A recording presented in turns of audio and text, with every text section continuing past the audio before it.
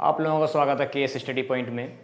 आज हम जो डिस्कशन करने वाले हैं वो करने वाले कंपटीशन में, जो हम कंपटीशन की जो एग्ज़ाम होते हैं उस समय जो ग्रामर आती है, ग्रामर किस प्रकार से आती है, कहाँ का चीज़ें पूछी जाती हैं, उस विषय हम चर्चा करने वाले हैं। और जितनी भी चर्चा जो होने वाली हैं ये आपको स्टेप बाय स्टेप चलने का प्रयास किया गया है। बीच में हमने काफ़ी वीडियो बनाई थी, लेकिन कुछ दिक्कत होने, मेरा स्वास्थ्य ठीक ना होने की वजह से, दूसरी बात एक और कुछ और बहुत सी कामें होते हैं जिस वजह से हम थोड़ा व्यस्तता ज़्यादा बढ़ गई और इस वजह से हम काम नहीं वीडियो को उपलब्ध नहीं करा पाए। लेकिन फ़िलहाल यहाँ पर जो MTS, SSC, TGT, PGT जितनी परीक्षा हैं इसके हिसाब से हम जो आपको जो कंटेंट दे रहे हैं इसमें आपको थोड़ा देगा। देखिए, पहली बात ये मैं आपको बता दूं कि मेरा खुद का अनुभव है, किसी और का अनुभव नहीं है। मैं दो बार मैंने टेस्ट को क्वालिफाई किया है और एक बार मैंने 2 बार किया है। फाइनली जो हुआ वो मैं सब जानता हूँ, आपको बताने की जरूरत है नहीं फिलहाल के लिए। लेकिन 2 बार मैं टेस्ट पे बैठा हूँ, दोनों बार मैंने किया। लेकिन मैंने जो किया है मैं आपको बताना वही चीज़ जा रहा हूँ कि आपको किस प्रकार से तैयारी करनी चाहिए, किस प्रकार से नहीं करनी चाहिए। 2016 TGT उसमें मैंने क्वालिफाई किया और 2021 TGT वो भी मैंने क्वालिफाई किया, और जो मेरा सब्जेक्ट इंग्लिश ही रहा है उसमें भी। और अपना खुद का एक अनुभव होता है। देखिए, हम कोचिंग करते हैं या कहीं भी जाते हैं, हर जगह जाते हैं, ऐसी बात नहीं है। प्रयास हमारा ये रहता है कि मान लो हम कहीं से कुछ लें, कहीं से कुछ लें, सबका प्रयास अपना अलग अलग होता है। लेकिन फिलहाल अगर देखा जाए तो उनके अलावा देखिए, कामयाब होने के लिए या कुछ चीज़ प्राप्त करने के लिए हमको क्या करना पड़ता है कि हमें जो कंटेंट मिलना चाहिए, जो हमें चीज़, जो टॉपिक्स हैं उनसे रिलेटेड जो हमको चीज़ें मिलती हैं वो कहीं कोचिंग से मिल सकती है, ये बात तो सही है। लेकिन कोचिंग से हटकर जब चलते हैं तब हमें कुछ बेनिफिट मिलता है। देखिए, कोचिंग आप अकेले नहीं करते हैं, कोचिंग आप कहीं से लेंगे तो आप अकेले कोचिंग नहीं करते हैं, आप जैसे लाखों लोग कोचिंग करते हैं। तो जो कोचिंग आप कर रहे हो तो वही कोचिंग वो कर रहे होते हैं, चीज़ें वही पढ़ रहे होते हैं, बस फ़र्क कहाँ पड़ता है उनका डेडिकेशन। दूसरी बात यह है कि वो किस प्रकार से उस तैयारी कर पा रहे हैं। इसके साथ साथ में वो कोचिंग के साथ साथ क्या अलग कुछ ले पा रहे हैं या नहीं ले पा रहे हैं। अगर आप पूरी तरह से कोचिंग पे डिपेंड हो जाते हैं तो ये मान लीजिए कि आपका जो चांस है वो बहुत कम हो जाता है सिलेक्शन होने का। सबसे ज़्यादा कम चांस इसलिए हो जाता है क्योंकि आप अकेले नहीं है कोचिंग लेने वाले और भी एक से एक ब्रिलियंट पड़े हुए हैं। तो वहाँ पर आप अगर ये सोचने लगे कोचिंग से सब कुछ हो सकता है, नहीं, जो कोचिंग है वो आप बेस मानिए। कोचिंग के साथ साथ में तुमको थोड़ा सा अलग करना पड़ेगा। लेकिन ये नहीं होना चाहिए कि चारों तरफ हाथ पैर फेंकने की जरूरत पड़ रही है, नहीं, आपको ऐसा कुछ नहीं करना है। करना क्या है, करना इतना है कि मान लो जो कोचिंग बताया जा रहा है वो तो करें, लेकिन साथ साथ में अलग किताबों को, जो किताबें होती हैं, बुक्स होती हैं या कुछ चीज़ या सोर्स होती हैं, उनको भी यूज़ करना है। क्या इससे हटकर हम कुछ और ले सकते हैं? पहले कोचिंग जितना कोचिंग बताया जाता है या कहीं भी आपको मिलता है पहले उसको कंप्लीट कीजिए। उसे कंप्लीट करने के बाद फिर हमें क्या करना है, हमें हटना है थोड़ा सा वहाँ से, ठीक है, कि अब इससे अलग हटकर हम क्या कर सकते हैं, इससे अलग हटकर हम क्या कर सकते हैं। तो जो चीज़ें कर सकते हैं उनको देखना है अपने आप में, ठीक है। उसके बाद आपको अपनी तैयारी रखनी है। और स्ट्रेटजी बनाने के लिए देखिए, परीक्षा जो होती है एक शिकार की तरह होती है। आप एक शिकारी हैं तो आप जानिए कि जब शिकारी शिकार करने के लिए जाता है तो शिकार के पास 3 रास्ते होते हैं, लेकिन शिकारी के पास जो होता है वो एक रास्ता होता है शिकार पकड़ने के लिए। तो 3 रास्ते बचे हुए हमारे पास, टोटल 4 रास्ते होंगे। तो 3 रास्ते क्या करता है, शिकारी को इस तरह से जाल बिछाना चाहिए कि 3 रास्ते बंद हो जाएं और शिकार के लिए एक ही रास्ता खुले, वो भी मेरा वाला। अब जब शिकार मेरे रास्ते पर आएगा तो नॉर्मल सी बात उसका शिकार कर सकूंगा। लेकिन हम क्या करते हैं, हम एक रास्ते से तैयारी करना शुरू कर देते हैं, एक रास्ते से शिकार करने का प्रयास करते हैं, लेकिन शिकार के पास 3 रास्ते खुले हुए होते हैं और हमारे पास में दिक्कत ये बन जाती है, शिकार कहीं से निकल जाता है और हम कहते हैं कि हमारी किस्मत में जॉब नहीं थी। देखिए, अगर आप ये सोच लें कि हमारी किस्मत में जॉब नहीं थी तो ये आप सबसे ज़्यादा गलत सोचते हैं। क्यों? क्योंकि हकीकत ये नहीं होती है कि किस्मत में जॉब नहीं होती। हकीकत ये होती है अगर मान लो आप अपनी किस्मत स्वयं बना सकते हैं। अगर हम ये सोचने लगे कि हमारी किस्मत में कुछ नहीं होता, ये सबसे बड़ा गलत धारणा होती है कि हमारी किस्मत नहीं होती, कुछ नहीं है, ये नहीं है। मेरा मानना ये है, मेरा खुद का प्रैक्टिकल भी ये है कि किस्मत कोई ना कोई चीज़ नहीं होती है। यदि आप मेहनत करेंगे तो उसको भी चेंज कर सकते हैं। क्यों? अगर आप मेहनत करें, मेहनत में वो पावर होती है, वो दम होता है। ये मान लीजिए आप कहीं भी बैठ जाइए, जहाँ आप जाएंगे वहाँ पर आप प्रकाश ही फैलाएंगे। अगर आप मेहनत करें नहीं, उसके बाद कहें हमारी किस्मत में कुछ नहीं है, तो आप मेहनत मत कीजिए, 2 वक्त की रोटी भी नहीं मिल पाएगी आपको। किस्मत तो बहुत बड़ी बात, दूर की बात है चमकाने की तो।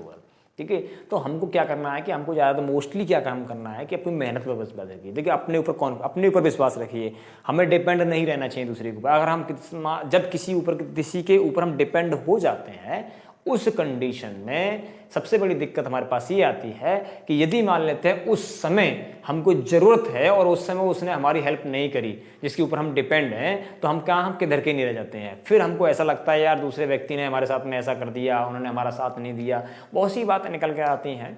वो देखिए हमें डिपेंड नहीं होना है, हमें क्या है कि दूसरे प्रेरणा लेनी है। ठीक है, हम इंस्पायरेशन होना चाहिए, थोड़ा सा देखना है, एक बार मोटिवेशन लेना है एक दूसरे से कि वो क्या कर रहा है क्या नहीं, उसके सीखने का प्रयास कीजिए, उनसे सीखने का प्रयास, वो क्या कर रहे हैं क्या नहीं कर रहे हैं, ये देखना बहुत जरूरी है।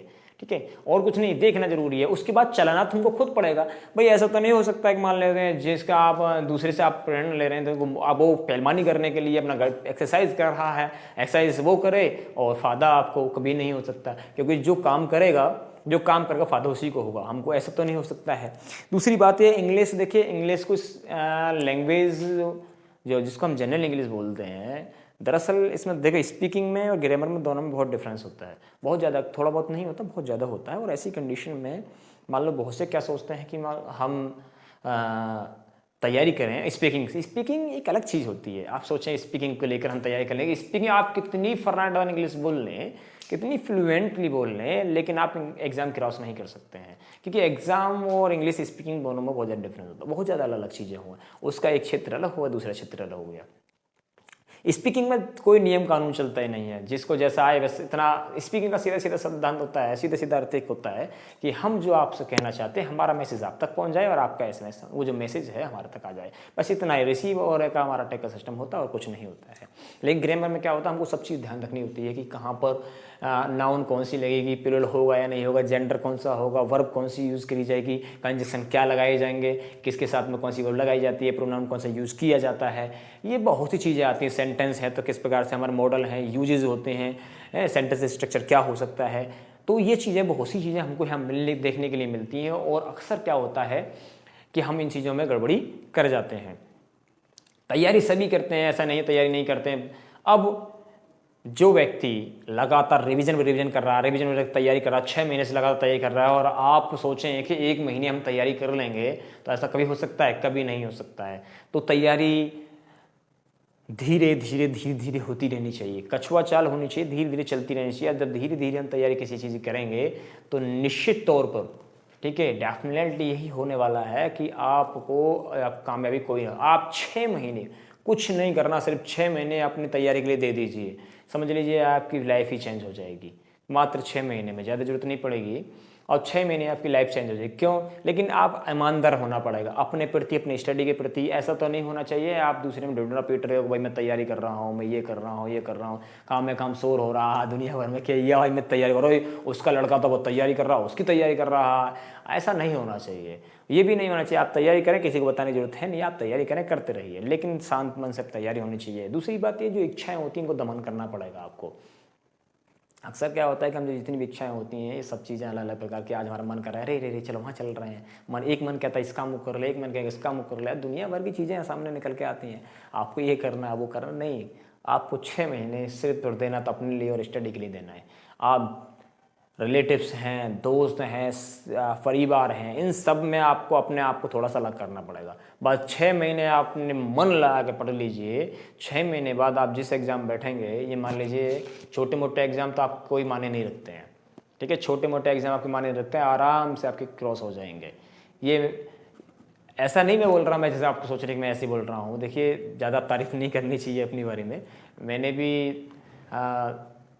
यूपी टेट सी टेट कुल मिला मेरे पास 6 प्रमाण पत्र हैं जो कि मैंने तैयारी की है और आराम से इनको क्रॉस भी किया है, ठीक है। तो कहाँ से वो चीज़ मैंने खुद देखा कि हमें करना क्या चाहिए, क्या नहीं करना चाहिए। अब क्या हो रहा है, हम तैयारी से जो अलग चीज़ें वो चल रही हैं वो क्या हैं, वो तो ऐसी चीज़ें ये हैं कि हम ध्यान दे रहे हैं ज़्यादातर रिलेटिव्स में, संबंधों पर, इस चीज़ में ध्यान ज़्यादा दे रहे हैं। अब अपनी पढ़ाई के लिए ध्यान नहीं दे पा। देखिए अगर मान लेते हैं आप पढ़ाई से 1 कदम दूर हटते हैं तो पढ़ाई आपसे 4 कदम दूर हट जाती है।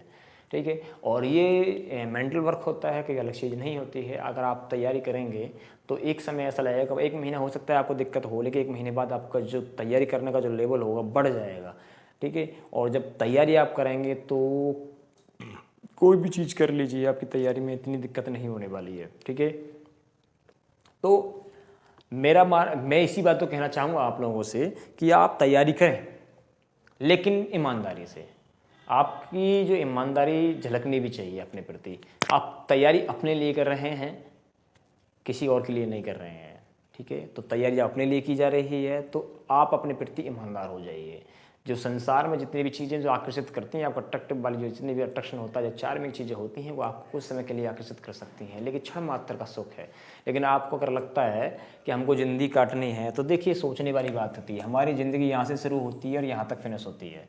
अब इतने बीच में हमारी ज़िंदगी इतनी कट चुकी है, ठीक है। बहुत से की उम्र यहाँ पर 20 हो जाएगी, बहुत से की यहाँ 25 हो जाएगी, बहुत से की यहाँ पर 30 हो जाएगी, ठीक। इतनी हम ज़िंदगी काट चुके हैं, लेकिन इतनी ज़िंदगी जो कटी है वो ठीक है, जैसी कट गई। लेकिन आगे इतनी ज़िंदगी अगर आप अच्छी तरह से, अगर मान लेते हैं आप अच्छी तरह से हार्ड वर्क में काट लेते हैं, तो यहाँ से जब अच्छी ज़िंदगी है, ये ज़िंदगी बड़ी अच्छी कटेगी, है बहुत मज़े में कटने वाली है।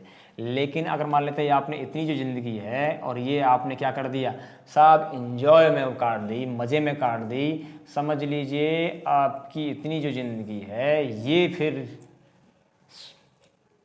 क्या होने वाला सोच लीजिए, ठीक है। फिर आपके साथ में जो होगा वो आप सोच भी नहीं सकते हैं। फिर आप किस्मत, पता ना क्या क्या चीज़ है, उन चीज़ों को दोस्तों मेरी किस्मत में ये नहीं था, मेरा ये नहीं था, बहुत कुछ किया, ये नहीं है। फिर आप शिकार हो जाएंगे अंधविश्वास के, अंधविश्वास शिकार हो जाएंगे। कोई कुछ कहेगा, कोई कुछ कहेगा, आप उसको मान लेंगे, ठीक है। तो उसी में बचना है हमको क्या कर रहा है, अपना डेडिकेशन रखना है अपनी तैयारी के प्रति, ठीक है। और ज़्यादा कुछ नहीं करना है, ठीक। तो चलो देख लेते हैं हम तैयारी किस प्रकार से करेंगे। मैं आपको बता रहा हूँ, वो देखिए आप ज़्यादा नहीं करें, बस जितना बताया जा रहा है उतने हिसाब से तैयारी करते चले जाइए। ये मान लीजिए मैं इंग्लिश की बात कर रहा हूँ, किसी और सब्जेक्ट की तो नहीं कहना चाह रहा फिलहाल, क्योंकि मैं इंग्लिश की बता सकता हूँ फिलहाल, ठीक है। भविष्य में और सब्जेक्ट देख लेंगे, कोई बात नहीं है। इंग्लिश में यदि मान लो जितना आपको बताया जाता है उतना आप तैयारी कर लीजिए। आपको कहाँ कहाँ से क्वेश्चन उठाए जा सकते हैं, कैसे प्रश्न पूछे जाएंगे, किस तरह से घुमा के पूछेगा तो आपको कैसे अटेम्प्ट करना है, सभी चीज़ें आपको इसमें धीरे धीरे आपको बताती जाएंगी। एक एक टॉपिक को बताया जाएगा कि इसका सब्स्टिट्यूट नेम क्या होगा, अगर मान लेते किसी और नाम से पूछा तो किस तरह से बताएंगे, ठीक है। सब्जेक्ट है तो सब्जेक्ट पोजीशन क्या हो सकती है, सब्जेक्ट शुरू में आ सकता है क्या, सब्जेक्ट वर्ब के बाद आ सकता है। ऐसी कंडीशन कई चीज़ें होती हैं, आपको एक एक चीज़ आपको बताई जाएंगी। एक बार तो यूपी टेट में साफ साफ ये पूछे सब्जेक्ट क्या होता है, ये भी पूछ लिया गया। और साउंड है, ठीक है। अल्फ़ाबेटिकल में हम देखें तो हमारे पास में अल्फ़ाबेटिकल 26 लेटर्स होते हैं। इसके बाद अगर हम साउंड की बात करें हम, तो हमारे पास में 24 अलग होते हैं और 20 अलग होते हैं। टोटल जो होते हैं 44 साउंड्स होते हैं, और 44 साउंड्स और 26 लेटर दोनों में डिफरेंस अलग अलग होता है, ठीक है। तो ये चीज़ें हमें अलग अलग प्रकार से मिलने वाली हैं, ऐसा नहीं आपको नहीं मिलेंगी, ठीक है। और आप देखिए जहाँ हम इतना काम करते हैं तो थोड़ा रिवीजन भी करना चाहिए। आप कुछ नहीं करना है, आपको थोड़ा सा ज़्यादा नहीं करना है, थोड़ा बस रिवीजन करना है बस आपको, ठीक है। जो आपको बता दिया जाए उसका रिवीजन करना है, बस एक दो बार वीडियो देखनी है, लिख लेना है क्या क्या चीज़ें हैं। आपको आप रिटर्न पर भी मिल जाएगा, आपको कुछ बोर्ड पर बताया जाएगा। देखिए मेरा इतना खास वो तो नहीं है कि मैं आपके लिए इतना डिजिटल बोर्ड दे दूँ या कुछ भी दे दूँ, हाँ, लेकिन ये बोर्ड है, ये मुझे बेस्ट लगता है, ठीक है। हालांकि वो अंतर उतना ही होता है, वो लोग क्या करते हैं डिजिटल में पहले लिख के लेकर आते हैं, लिख के लाकर वो सब कोडिंग करते चले जाते हैं, बस इतना मैं डायरेक्ट लिखता हूँ, इतना ही तो है, उससे ज़्यादा कुछ नहीं है, ठीक है। उसमें पेरी प्लान होता है, पेरी प्लान हमारा भी होता है, हमारा लिखित रूप में मिलेगा, हमको थोड़ा सा डायरेक्ट पढ़ाते रहते हैं, ऐसा कोई नहीं है। लेकिन फिर भी आपको क्वालिटी पे ध्यान दोगे तो ऐसे ही है। और देखिए वीडियो पे वीडियो बहुत तरह की मिल जाएंगी आपको, एक से वीडियो मिलती रहेंगी। ऐसा मैं नहीं कहूँगा मान लें कि हाँ जी कि वीडियो यूट्यूब मिले वो सब बेकार हैं। लेकिन अभी मैंने जल्दी में एक कोचिंग सेंटर, मुझे नहीं मालूम कौन सा कोचिंग सेंटर है, उसको नाउन पढ़ाया जा रहा था, सब्जेक्ट वर्ब एग्रीमेंट कुछ बताए जाते हैं। तो देखा मैंने इतना देखा कि पता ना किस प्रकार से उसके पास में काफ़ी बच्चे हैं और उसकी तैयारी कर भी रहे हैं, बच्चे, और जो बताया जा रहा है उसमें ये मान लीजिए 60% गलत था, 60% गलत था, जो कि ऐसा नहीं होना चाहिए। हालांकि मुझे कह रहा हूँ ये गलत है, मुझे बताना भी नहीं चाहिए। 60% गलत इसलिए था क्योंकि उन्होंने बता रखा था कि सब्जेक्ट के पार्ट, उन्होंने बताया सब्जेक्ट के सेंटेंस के पार्ट, सेंटेंस के पार्ट में भी ये बताया कि उन्होंने सेंटेंस के 3 पार्ट होते हैं, जो कि सेंटेंस के 3 पार्ट नहीं होते, सेंटेंस के सिर्फ 2 पार्ट होते हैं। अब उन्होंने 3 जोड़ दिया। उसमें बताया सेंटेंस के जो पार्ट होते हैं, सब्जेक्ट होता है, एक वर्ब होती है और एक ऑब्जेक्ट होता है। लेकिन सब्जेक्ट के 2 ही पार्ट होते हैं, एक सब्जेक्ट होता है, एक प्रेडिकेट होता है। तो पहली बात यही हो जाती है, ठीक है। इसी साथ साथ में उन्होंने और भी चीज़ें बहुत सी बताई, ठीक है, जो मैंने देखा और देखने के बाद मैंने बताया भाई देखिए आप जो करना वो करिए, लेकिन कुछ बच्चे मुझसे पूछने के लिए आए, मैंने उन्हें बताया जो आपको बताया जा रहा है तो बहुत पूरा सरासर गलत है, ऐसा नहीं बताना चाहिए। लेकिन हालांकि उन्होंने जो बता रहे हैं वो गलत बता रहे हैं। इस तरह से अगर मान लो किसी के लिए हम तैयारी कराएंगे तो फिर तो वैसे चक्कर में पड़ जाएगा। वहाँ पूछे सब्जेक्ट कितने प्रकार होते हैं, आप सब्जेक्ट कितने भाग होते हैं, सब्जेक्ट कितने भाग हो सकते हैं, सेंटेंस कितने भाग हो सकते हैं, प्रेडिकेट के कौन कौन से भाग हो सकते हैं, अगर पूछा जाए तो आप तो वैसे ही लफड़ा पड़ जाएगा सगरा, आपको मालूम ही नहीं पड़ेगा सही क्या गलत क्या है। और सब्जेक्ट के सेंटेंस के भाग हैं, सेंटेंस भाग 2 होते हैं, आप बताने लगे 3, तो यही गलत हो गया, ठीक है। तो ऐसी चीज़ें आती है, खैर कोई दिक्कत नहीं है। तो अब क्या करना है हमको देख लेते हैं, करना क्या। देखिए सिस्टम क्या होता है,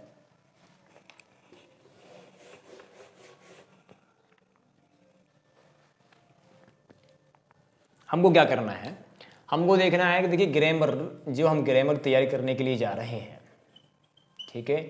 अब ग्रामर में जो महत्वपूर्ण जो पार्ट होता है वो पार्ट्स ऑफ स्पीच होता है, पार्ट्स ऑफ स्पीच, ठीक है।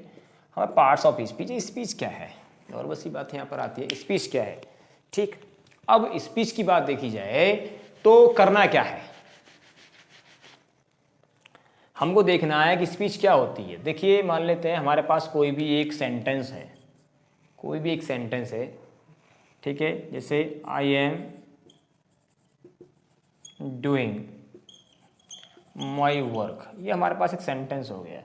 तो ये सेंटेंस है, तो ये किसी के द्वारा बोला जा रहा है, ये सेंटेंस किसी के द्वारा बोला जा रहा है। बोलने, अब बोलने को क्या गए, अब जो बोला जाता है स्पीच हो, इससे वहाँ क्या स्पीच में आ जाएगा हमारा, ये बोला क्या स्पीच में हो जाएगा, हमारे द्वारा स्पीच क्या बोली गई, ये बोली गई स्पीच में, ठीक है।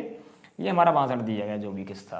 अब ये कहता है स्पीच के पार्ट, स्पीच के पार्ट्स। अब पार्ट्स की बात आती है, देखिए पार्ट बट जाते हैं, ये सब ये पार्ट हैं, ये टोटल क्या है, सब ये सब पार्ट हैं। तो ये कहता है कि मान लो ये जो पहला जो पार्ट है, ये दूसरा पार्ट है, तीसरा पार्ट है, चौथा पार्ट, ये सगरे जो पार्ट हैं, जितने भी पार्ट दिए हुए हैं, ठीक है ना, ये कहीं ना कहीं क्षेत्र से आए हुए हैं, इनके एक अपने क्षेत्र बटे हुए हैं। बस हमको ये पहचानना यही है कि इनका क्षेत्र कौन कौन सा है, उन क्षेत्रों को पहचान करना है। सही देखना ये है कि जिस क्षेत्र की हम क्षेत्र से पार्ट उठाकर लेकर आए हैं उसका यूज़ किस प्रकार से हम सेंटेंस में करना है, क्या जहाँ से हम उठा कर लाए हैं उसका सही यूज़ कर पा रहे हैं या नहीं कर पा रहे, ये चीज़ हमें देखनी होती है। अब इसे मान लेते हैं यहाँ पर क्या आई है, आई क्या होता है, प्रोनाउन होता है, ये हमारा प्रोनाउन हो गया। यहाँ पर हमारे पास क्या है, एम है, और ये क्या है हमारे पास में वर्ब, डूइंग है। ये दोनों जो होते हैं वर्ब के पार्ट होते हैं, दोनों पार्ट जो वर्ब के होते हैं। यहाँ पर वर्ब, यहाँ वर्ब भी हम डिवाइडेशन कर देते हैं, एक हमारी एच पी हो जाती है, दूसरी हमारी एम भी हो जाती है, 2 वर्ब हो जाती हैं। इसको हम जो हमारा पहले एम है इसको हम एम होता है एच पी बोलते हैं, और जो डूइंग हुई हमारे पास में इसको क्या बोलेंगे, हम मैन में बोलेंगे। अब यहाँ पर देखो माई आया हुआ है, ये भी हमारे पास में क्या है, ए एडजेक्टिव है, क्या है, ये एडजेक्टिव है। अब वर्क आया हुआ है यहाँ पर हमारे पास के नाउन है, वर्क क्या है हमारा, नाउन है, ठीक है। तो ये चीज़ें हमें देखनी होती हैं, ये हम इसके पार्ट होते हैं कि नाउन के क्षेत्र का हो गया, यहाँ ये वर्ब का क्षेत्र हो गया, ये वर्ब के क्षेत्र से लिया गया है, या ये एडजेक्टिव क्षेत्र से लिया गया है, यहाँ पर ये हमारा नाउन है। अब एडजेक्टिव की बात करते हैं, एडजेक्टिव में अंदर घुसेंगे, एडजेक्टिव कौन कौन सी हो सकती है, क्या क्या हो सकता है, ये चीज़ हमें देखनी पड़ेंगी, ये सब इसमें मिलने वाली है, ठीक है। करना क्या है अब देख लेते हैं। देखिए पार्ट्स ऑफ स्पीच में हमें क्या क्या चीज़ मिलने वाली है वो एक अलग बात है, ठीक। अब जैसे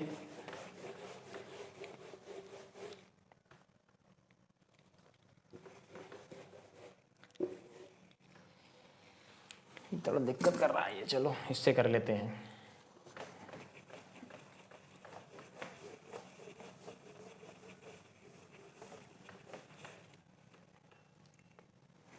या हमारे पास में क्या क्या चीज़ आने वाली है जो हम देखेंगे। नंबर 1 हमारे पास में आता है नाउन, ठीक। अब नाउन जो है, नाउन में देखें तो हमारे पास में नाउन में नंबर होता है, यहीं पर हमारा जेंडर होता है, ठीक। यहीं पर हमारा जेंडर के साथ में केस होता है, नंबर 3 पर आता केस होता है, ठीक। अब हम पहले यहाँ पर नाउन में नंबर भी देखते हैं, क्या देखेंगे, जेंडर भी देखेंगे, केस भी देखेंगे, ये हमें नाउन में देखना होता है। अब ये तो नाउन के 3 चीज़ इसमें देखेंगे, उसके साथ साथ हम इसको काइंड भी देखते हैं। इसके काइंड्स कितने होंगे, प्रकार जिसे बोल देते हैं, काइंड्स भी देखते हैं। इसके काइंड्स देखेंगे। फिर मेन क्वेश्चन काइंड से के साथ साथ में क्वेश्चन उठाया जाता है। ज़्यादातर जो क्वेश्चन को उठाया जाता है वो 3 चीज़ों से उठाया जाएगा, नंबर से, जेंडर से और आपका केस से। यहाँ से प्रश्न उठाए जाते हैं, ठीक है। अब प्रश्न जो उठाएंगे वो यहाँ से नंबर से उठाए जाएंगे, जेंडर से उठाए जाएंगे और केस से उठाए जाएंगे। अलग से क्वेश्चन नहीं उठाए जाएंगे, इन चीज़ों पर ध्यान देना है। नेक्स्ट हमारे पास में आता है प्रोनाउन। दूसरा क्या होता है हमारा, प्रोनाउन। अब होता क्या है, देखिए प्रोनाउन जो होता है, प्रोनाउन कभी अपना अपना क्षेत्र बटा होता है। अब प्रोनाउन में जो सबसे ज़्यादा जो महत्वपूर्ण जो होता है वो पर्सनल प्रोनाउन होता है, लेकिन इसके साथ साथ में उससे ज़्यादा पर्सनल के साथ साथ में रिलेटिव भी हो जाता है। तो यहाँ पर हम देखेंगे तो ये कई चीज़ें मिल जाएंगी। तो अब प्रोनाउन को जब देखेंगे, जिसमें हमारा आई होता है, वी होता है, यू होता है, वॉट होता है, ठीक है, इट है, दैट है, दोज है, ईच है, ठीक है, आइदर है, इट इज, ये सब क्या प्रोनाउन है। अब ये प्रोनाउन है, इनका प्रयोग कैसे करना, कैसे नहीं करना, ये चीज़ें हमें यहाँ पर देखी जाती है, किस तरह से हम प्रयोग कर सकते हैं। नंबर 3 जो होता है हमारे पास में होता है एडजेक्टिव, ठीक है, एडजेक्टिव। अब जब एक नाउन था, अब जो हमारे पास में देखिए नाउन था, देखिए नाउन हम बताएंगे उसके वजह से बताएंगे। जब नाउन था उसके बाद प्रोनाउन हो जाता है, तो प्रोनाउन जो यूज किया जाता है नाउन के लिए किया जाता है, ठीक है। नाउन की रिपीटेशन को रोकने के लिए हम प्रोनाउन का प्रयोग करते हैं। अब फिर एडजेक्टिव की बात आ जाती है। अब एडजेक्टिव क्या है, नाउन या प्रोनाउन दोनों बातें की हो गई, क्योंकि इसकी रिपीटेशन रोकने के लिए इसका प्रयोग किया गया है। अब नाउन की जो विशेषताएं, जो खास बात हो सकती है, चाहे वो गुड अच्छी हो या बुरी हो, उन सब की विशेषता किसके द्वारा बताई जाती है, वो एडजेक्टिव द्वारा बताई जाती है। तो ये क्या है, विशेषण, इसीलिए इसको विशेषण कहते हैं। अब इसके भी अपने प्रकार हैं, एडजेक्टिव के अपने प्रकार हैं और इसकी डिग्री होती है। मैं डिग्री में वीडियो बना चुका हूँ, पहले आप चाहें तो देख सकते हैं। डिग्री में इसमें जो बनाई है, डिग्री 12th के हिसाब से बनाई थी, हालांकि डिग्री बहुत ज़्यादा है, उसमें और बनाई जाएगी। तो यहाँ क्या करना होगा, हमारे यहाँ पर ये देखेंगे हमारा एडजेक्टिव हो जाता है। अब एडजेक्टिव को भी छोटा मोटा पार्ट नहीं है, इसको हम देखेंगे क्या क्या चीज़ में हो सकती है, ठीक। नेक्स्ट बात आती है हमारे पास नंबर 4 में, हमारे पास आती है वर्ब, ठीक। अब वर्ब में हम देखते हैं कि मान लो वर्ब की जो फॉर्म होती है, वर्ब की फॉर्म होती है, फॉर्म क्या होती है, ठीक है, वर्ब के काइंड क्या होते हैं। अब आपको काइंड भी देखना है, फॉर्म भी देखनी है, दोनों चीज़ें वर्ब की देखनी है। फिर वर्ब अपने आप में कोई छोटा मोटा टॉपिक नहीं होता, वर्ब अपने आप में बहुत बड़ा टॉपिक होता है, ठीक है। या भी आपको इसमें देखेंगे और देखेंगे वर्ब का किस प्रकार से यूज़ करना है, कैसे नहीं यूज़ करना है, वो सब चीज़ें यहाँ पर देखने को मिलती हैं।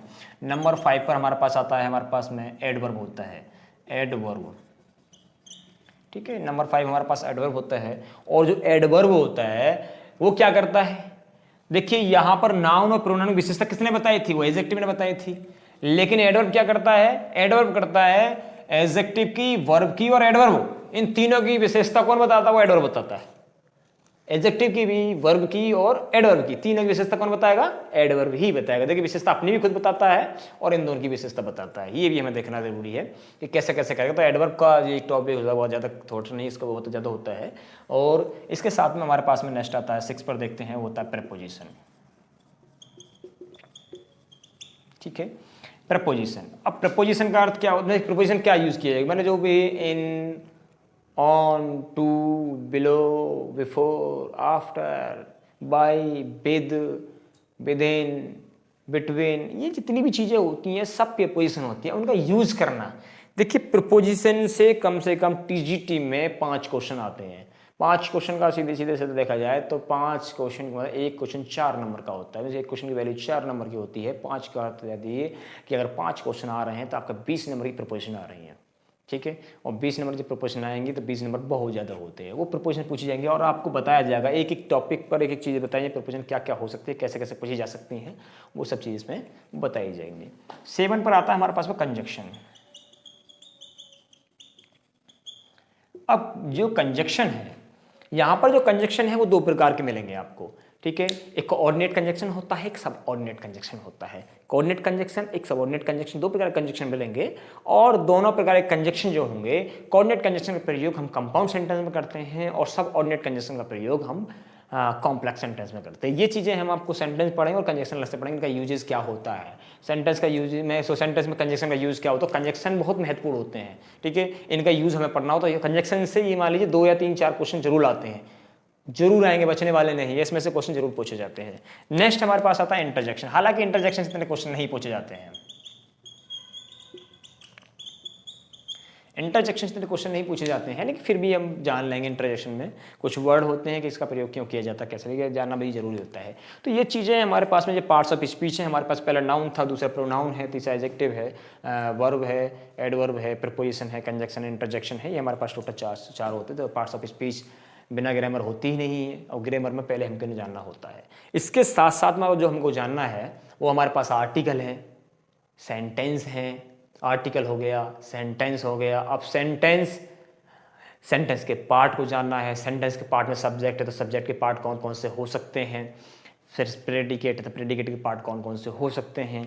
ऑब्जेक्ट क्या होते हैं, ऑब्जेक्ट किसका प्रयोग कहाँ किया जाता है।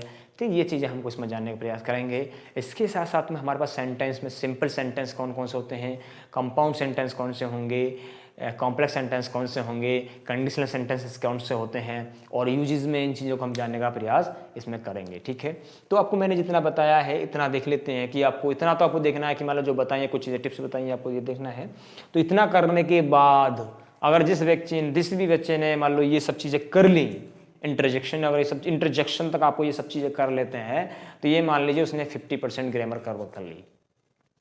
और 50% ग्रामर कवर करने के बाद में आप किसी परीक्षा में बैठ जाइए, इसके साथ में आपको 30% का जो मास्टर रहता है वो वोकैब का रहता है। अब वोकैब में आप जानते हैं, जिसमें वोकैब आपको वोकैब में क्या क्या मिलता है, देखिए वोकैब में देखिए आपको नाउन मिलता है, वोकैब में आपको नाउन मिलेगा, पहली बात नाउन मिलेगा, एडजेक्टिव मिलेगा, वर्ब मिलेगा, एडवर्ब मिलेगा, ठीक है, प्रीपोजिशन तो खैर होती है, ये तो अलग हो गया। तो ये चीज़ें आपको वोकैब मिल जाएगी। नाउन मिल जाएगा, नाउन प्रोनाउन, नाउन है तो नाउन कैसा है, सिंगुलर है, प्लूरल है, ठीक है, इसके जेंडर कौन सा प्रयोग करना है, कौन सा नहीं करना है, ये चीज़ आपको यहाँ से मिलने वाली है। एडजेक्टिव है, एडजेक्टिव को आपको पूछा जा सकता है, एडजेक्टिव क्या हो सकती है, इसकी डिग्री कौन सी हो जाती है, पूछी जाती है, ठीक है। वर्ब हैं तो ये सिनोनिम एंटोनिम इसमें आपको मिल जाती हैं। इसके साथ साथ में आपको फ्रेजल वर्ब हैं, फ्रेजल वर्ब के साथ साथ में इडियम, फ्रेजेस, वन वर्ड, ये सब चीज़ें आपको मिलने वाली है, ठीक है। और जब इतना काम करेंगे आप तो आप किसी परीक्षा में बैठ जाइए, कोई दिक्कत होने वाले नहीं है, ठीक है। मिलते हैं नेक्स्ट वीडियो में, जो कि हमारी जो नेक्स्ट वीडियो हुई वो नाउन पर लेके होगी, और नाउन की प्रकार क्या क्या होते हैं, नाउन के प्रकार कौन से होंगे, किस तरह से नाउन क्या होता है, कैसे हम नाउन को, सब चीज़ें, बहुत सी बातें नहीं है, एक चीज़ें नहीं है, और आपको सब चीज़ें बताई जाएगी नाउन के प्रति, ठीक है। नाउन क्या होगा, नाउन के प्रकार क्या होंगे, कैसे पहचानेंगे, बहुत सी चीज़ें हमको मैं अगली वीडियो में बताने जा रहा हूँ, और देखना ना भूलें, ठीक है। मिलते हैं नेक्स्ट वीडियो में, जब तक के लिए बाय बाय, टाटा।